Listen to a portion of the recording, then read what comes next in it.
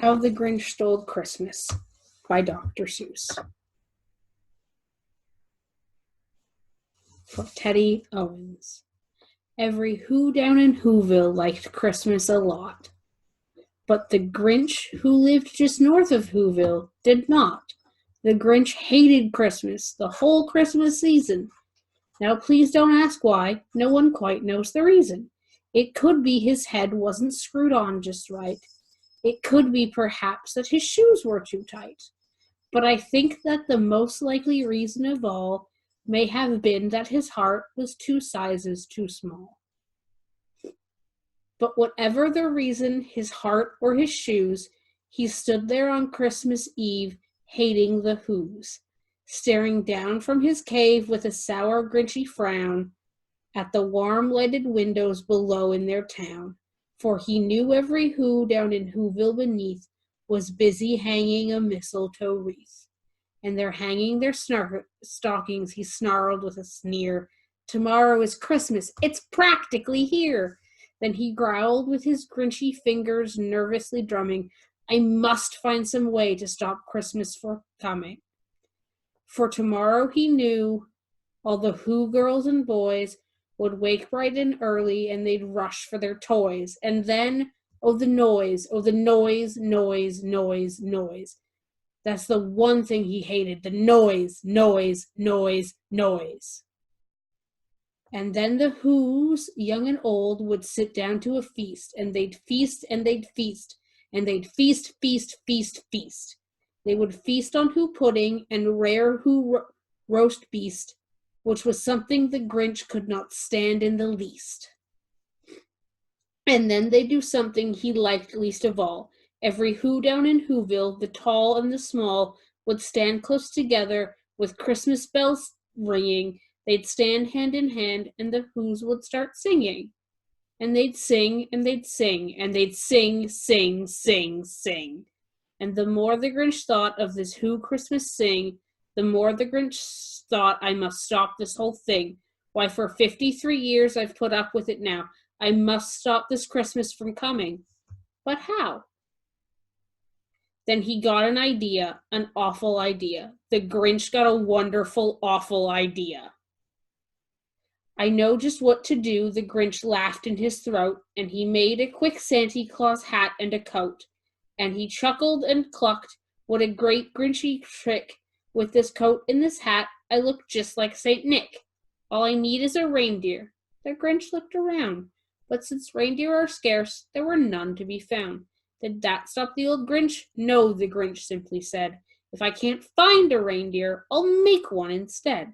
So he called his dog Max, and he took some red thread, and he tied a big horn on the top of his head.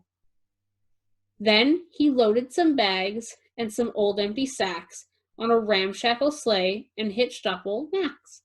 Then the Grinch said, giddy up, and the sleigh started down toward the homes where the Whos lay a snooze in their town.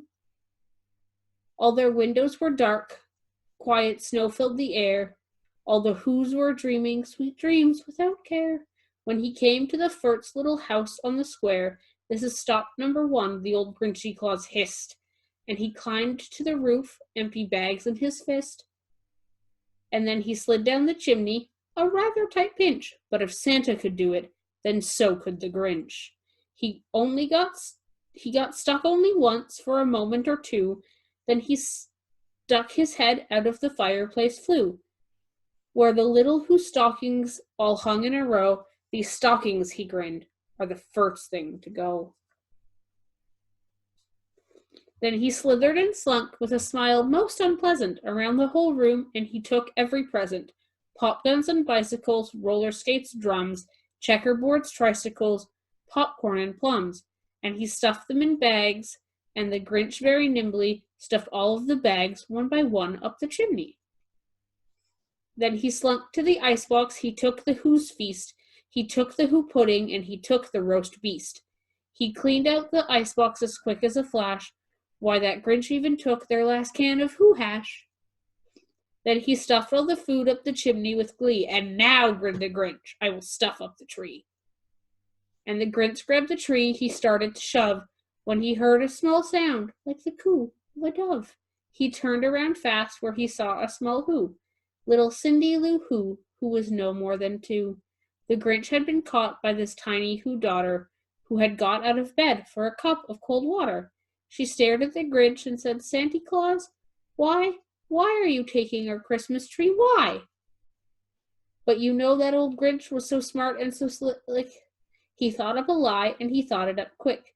"Why, my sweet little tot," the fake Santa Claus lied, "there's a light on this tree that won't light on one side, so I'm taking it home to my workshop, my dear. I'll fix it up there, and then I'll bring it back here." And his fib fooled the child, and he patted her head. He got her a drink and sent her to bed. When Cindy Lou Who went to bed with her cup, he went to the chimney and stuffed the tree up. The last thing he took was the log for their fire. Then he went up the chimney himself, the old liar. On their walls he left nothing but hooks and some wire, and the one speck of food that he left in the house was a crumb that was even too small for a mouse. Then he did the same thing to the other Who's houses, leaving crumbs much too small for the other Who's mouses. It was 1/4 dawn, all the Who's still abed, all the Who's still a snooze, when he packed up his sled. He packed it up with their presents, the ribbons, the wrappings, the tags and the tinsel, the trimmings, the trappings. 3,000 feet up the side of Mount Crumpet, he rode with his load to the tippy top to dump it. "Pooh, pooh to the Who's," he was grinchily humming. "They're finding out now that no Christmas is coming. They're just waking up. I know just what they'll do. Their mouths will hang open a minute or two, and then all the Who's down in Whoville will all cry boo-hoo." "That's a noise," the Grinch grinned, "that I simply must hear." So he paused, and the Grinch put his hand to his ear. And he did hear a sound rising over the snow. It started in low, and then it started to grow. But the sound wasn't sad. Why, the sound sounded merry. It couldn't be so, but it was merry, very. He stared down at Whoville. The Grinch popped his eyes, then he shook. What he saw was a shocking surprise. Every Who down in Whoville, the tall and the small, was singing without any presents at all. He hadn't stopped Christmas from coming. It came. Somehow or other, it came just the same. And the Grinch, with his Grinchy feet ice cold in the snow, stood puzzling and puzzling. How could it be so? It came without ribbons, it came without tags, it came without packages, boxes, or bags. And he puzzled 3 hours till his puzzler was sore. Then the Grinch thought of something he hadn't before. Maybe Christmas, he thought, doesn't come from a store. Maybe Christmas, perhaps, means something a little bit more. And what happened then? Well, in Whoville they say that the Grinch's small heart grew 3 sizes that day, and the minute his heart didn't feel quite so tight, he whizzed with his load through the bright morning light, and he brought back the toys and the food for the feast, and he himself, the Grinch, carved the roast beast.